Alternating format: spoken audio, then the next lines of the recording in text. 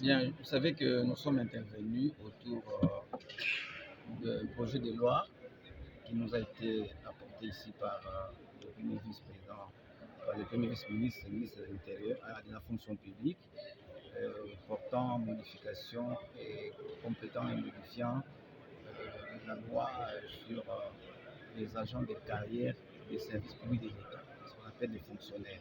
La loi existe, elle n'a été complétée. Et moi, je me suis plus penché sur la carrière des enseignants, pas seulement des profs et des sous-profs. Il s'agit de la carrière enseignante, où je fustigeais que normalement, on ne suit pas les normes établies du point de vue de leur nomination, de leur carrière, de leur promotion et même de leur retraite.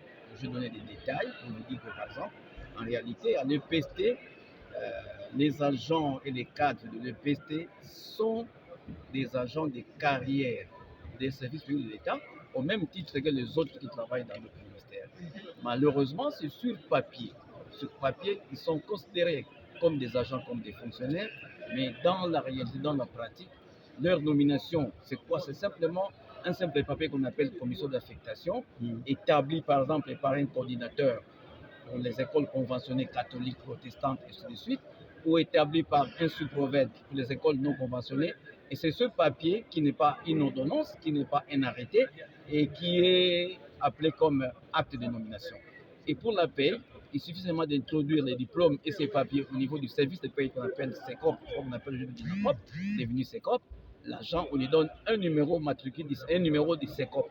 Mais l'agent qu'on appelle enseignant n'a pas de numéro matricule comme les autres fonctionnaires. Et donc, dans la suite, dans la gestion de cette carrière, un enseignant, on peut le muter, on peut le faire partir sans qu'il ne soit protégé. C'est pour ça que nous avons demandé que ces enseignants soient considérés comme les autres fonctionnaires en termes de nomination, de promotion par des concours, bref, qu'on mette l'homme qu'il faut à la place qu'il faut. Quant aux retraitables, j'ai fustigé dans ce pays que les derniers enseignants retraités en bonne et due forme l'ont été en 1984. Peut-être parmi vous, certains n'étaient pas nés quand les derniers enseignants ont été retraités en RDC. Je ne sais pas si vous comprenez. Et il y a une couche de retraitables.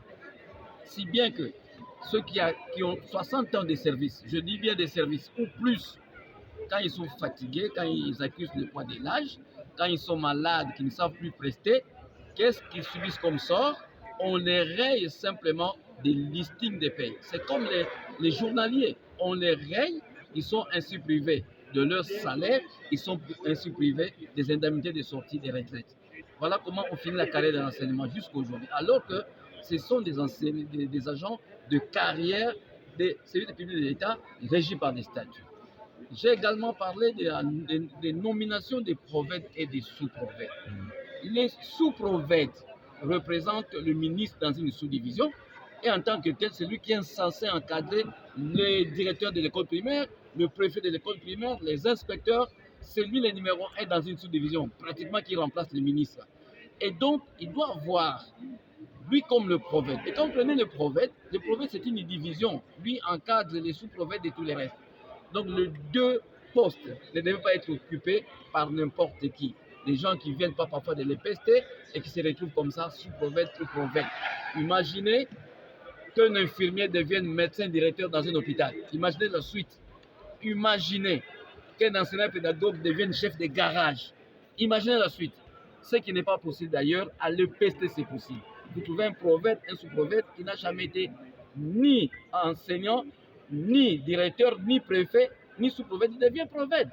Et alors, quel enseignement de qualité nous en attend? Comme nous sommes souciés et préoccupés de promouvoir un enseignement de qualité, nous estimons que ça doit commencer par les hommes.